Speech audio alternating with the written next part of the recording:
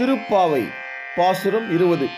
முப்பத்து மூவர் அமரர்க்கு முன் சென்று கப்பம் தவிர்க்கும் கலியே துயிலழாய் செப்பம் உடையாய் திரளுடையாய் செற்றார்க்கு வெப்பம் கொடுக்கும் விமலா துயிலழாய் செப்பண்ண மென்முளைச் செவ்வாய் சிறுமருங்குள் நப்பினை நங்காய் திருவே துயிலழாய் ஊக்கமும் தட்டொழியும் தந்து உண்மணாளனை இப்போதே எம்மை நீராட்டேலோர் எம்பாவாய்.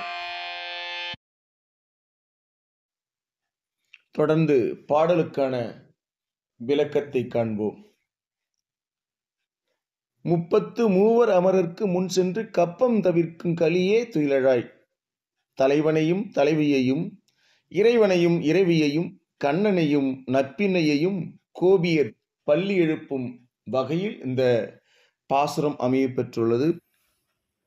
முப்பத்து மூவர் அமரர்க்கு முன் சென்று, தேவர்கள் 33 பேர். அவர்கள் 33 தலைவர்களுக்கு உட்பட்டவர்கள். 8 வசுக்கள், 12 ஆதித்யர்கள், 11 ருத்ரர்கள், அஸ்வினி தேவர் 2 ஆக 33 என்று ஒரு கணக்கு. இந்த தேவர்களுக்கு அசுரர்களால் அரக்கர்களால் ஆபத்து நேரும்போது வந்து திருமாலிடம் முறையிடுவர். உடனே அவன் அவர்களுக்கு முன்னே சென்று பகையொழித்து தேவர்களின் கலக்கத்தை நீக்குவான் என்பது புராண வரலாறு. செப்பம் உடையாய் திரளுடையாய் செற்றார்க்கு வெப்பம் கொடுக்கும் விமலா துயிலழாய். அதாவது இறைவன் திருமால் அடியாருக்கு முன் சென்று மாலைக்கு மார்பை நீட்டி சண்டைக்கு தொண்டர்களை அனுப்பும் தலைவன் அல்ல, அவன் முனையிலே முகத்து நிற்பவன். தேவர்களுக்கு ஒரு ஆபத்து நேரும்போது அவர்களுக்கு முன் சென்று அந்த அரக்கர்களின் பகையை அழித்து அவர்களை காத்து நிற்பவன். அப்படிப்பட்ட விமலா துயிலழாய் என்று இங்கு ஆண்டாள் பாடுகின்றார். அடுத்து, செப்பெண்ண மென்முளை செவ்வாய் சிறுமருங்குள் நப்பின்னை நங்காய் திருவே துயிலழாய். செப்புக்குடம் போன்றவை நப்பின்னையின் திருமார்பகங்கள். பழங்காலத்தில் பொன்னையும் பொருளையும் வீட்டில் செப்புக்குடங்களில் இட்டு வைப்பார்களாம். அப்படி செல்வங்களுக்கு எல்லாம் தலைமையான இறைவனை இட்டு வைக்கும் செப்பாம் திருமகளின் மார்பகம், அதாவது மகாலட்சுமி.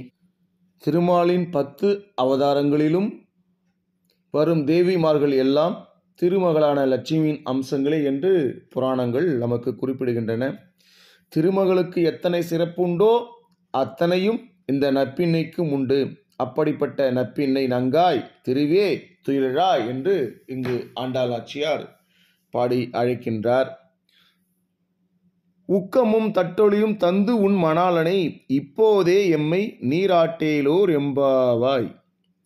பிராட்டியான அம்மையின் துணை கொண்டு அவளது பரிந்துரை பெற்றுத்தான் இறைவனை அடைய வேண்டும். மேலும் இங்கு நப்பின்னை இவர்களைச் சேர்ந்த ஆயர்குலப் பெண்.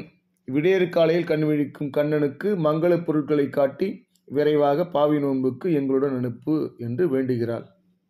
கணவன்மார்கள் உறக்கத்திலிருந்து எழும்போது துயிலெழும்போது அவர்களுக்கு மனைவியானவள் கண்ணாடியையோ அல்லது ஒரு விசிறியையோ அவர்களுடைய பார்வையில் படுமாறு காட்ட வேண்டும் அல்லது கொடுக்க வேண்டும் என்பது ஒரு மரபாக உள்ளது. அப்படி ஒரு மங்கள பொருட்களை காட்டி கண்ணனை எங்களுடன் நீராட அனுப்ப வேண்டும் என்பதாக ஆண்டாள் நாச்சியார் இந்த 20வது பாசுரத்தில் குறிப்பிட்டுள்ளார்.